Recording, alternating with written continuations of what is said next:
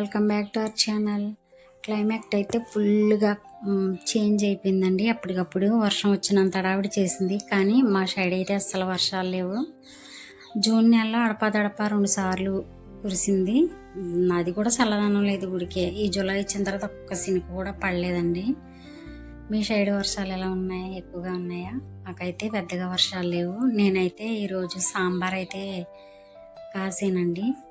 సాంబార్లోకి అలాగే కట్ చేసుకున్న ములక్కాయ, టమాటా, దోసకాయ, పచ్చిమిరపకాయ, ఉల్లిపాయ అన్నీ వేసుకున్నాను. నాకు మా పెద్ద పాపకి అయితే సాంబార్లోను ఉల్లిపాయలు కట్ చేసుకోకుండా ఉల్లిపాయలు ఉంటాయి కదా, అవైతే నేను చాలా ఎత్తను సాంబార్ కాసినప్పుడు.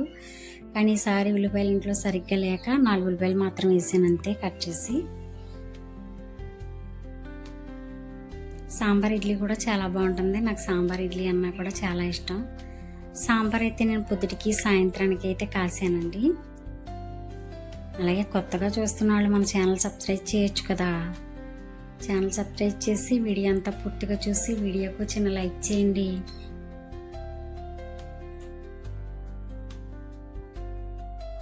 సాంబార్ పొడి అయితే వేసుకున్నానండి. నేనైతే సాంబార్ పొడి కొంచెం ఎక్కువ వేసుకున్నాను. సాంబార్ పొడి ఎక్కువగా ఉంటేనే సాంబార్ టేస్ట్ అనేది మనకు తెలుస్తుంది. అందులోకి పొద్దుడికి సాయంత్రానికి అని చెప్పాను కదా, అందుకని కొంచెం ఎక్కువగానే సాంబార్ పొడి వేసాను.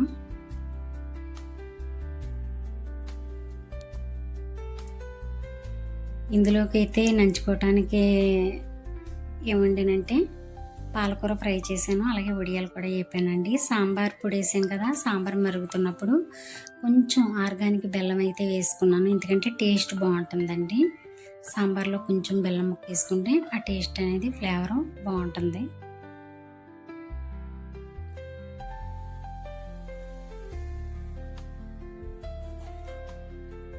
సాంబార్ అయితే పోపు పెట్టుకోవచ్చండి, తాలింపు పెడుతున్నాను.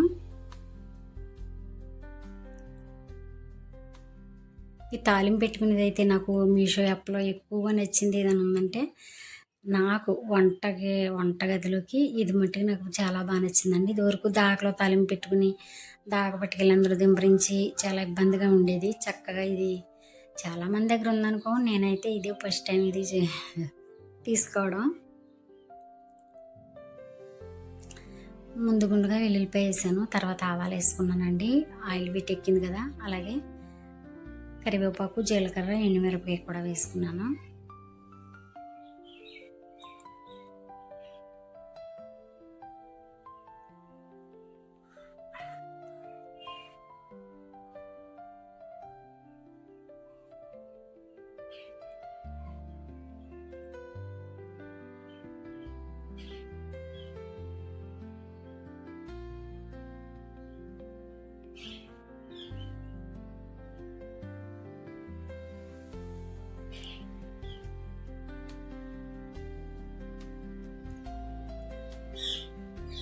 మనం పోపు పెట్టాం కదా, ఆ పోపు అయితే సాంబార్లో అయితే వేసుకున్నానండి.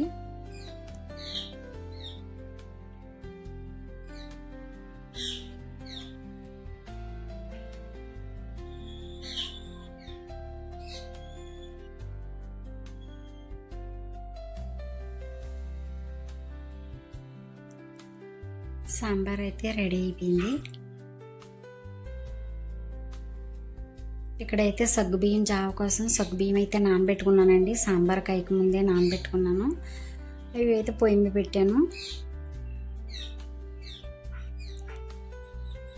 ఈ సగ్గుబియ్యం వీడియో అయితే ఇప్పుడు పెట్టాల్సిన మాట, పెట్టలేకపోయాను. కొంచెం హెల్త్ బాగోక మా అత్తయ్య గారి కోసం అయితే కాసానండి సగ్గుబియ్యం. ఎందుకంటే మనకి ఎవరికైనా ఒంట్లో బాగోపోయినా, నీరసంగా ఉన్నా, కొంచెం లో బీపీ వచ్చినా, ఎవరైనా సరే ఇలాగా బాగా నీరసంగా ఉన్నప్పుడు మనం హాస్పిటల్కి వెళ్ళి చిలాన్ని ఎట్టించుకునే కంటే ఇంట్లో సగ్గుబియ్యం ఉంటాయి కదా, అందులో పాలు వేయకుండా కొంచెం నానబెట్టి అవి పొయ్యి మీద పెట్టి ఉడకబెట్టుకొని, ఉడికిన తర్వాత కొంచెం లైట్గా షుగర్ వేసుకుని తాగితే 2 చిలాన్లు ఎక్కించుకున్నంత ఓపిక అయితే వస్తుందండి, శక్తి.